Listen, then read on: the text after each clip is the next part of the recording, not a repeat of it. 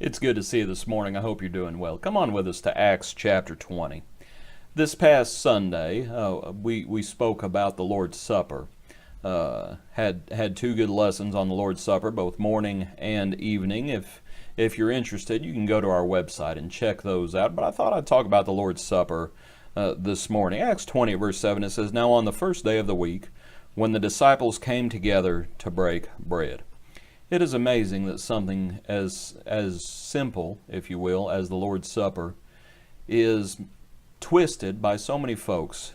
And I don't mean that insultingly, but it really is a perversion of the simplicity that is found in Scripture. Consider how our Catholic friends partake of the Lord's Supper. And how they do it is, of course, you have the clergy that takes the fruit of the vine, and you have the laity that takes the bread.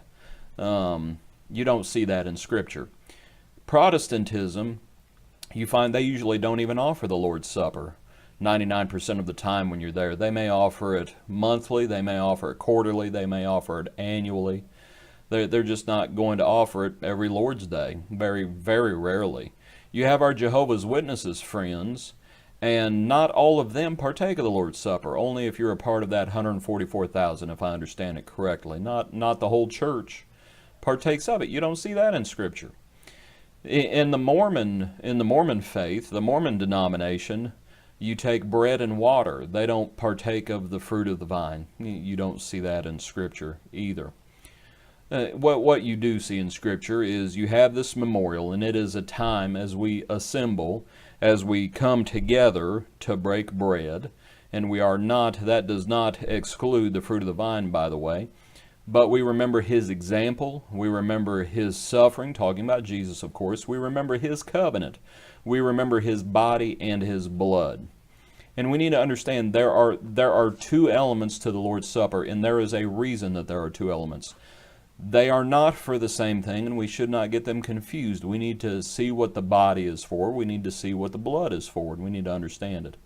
It is a time where, according to 1 Corinthians 11, we need to examine ourselves.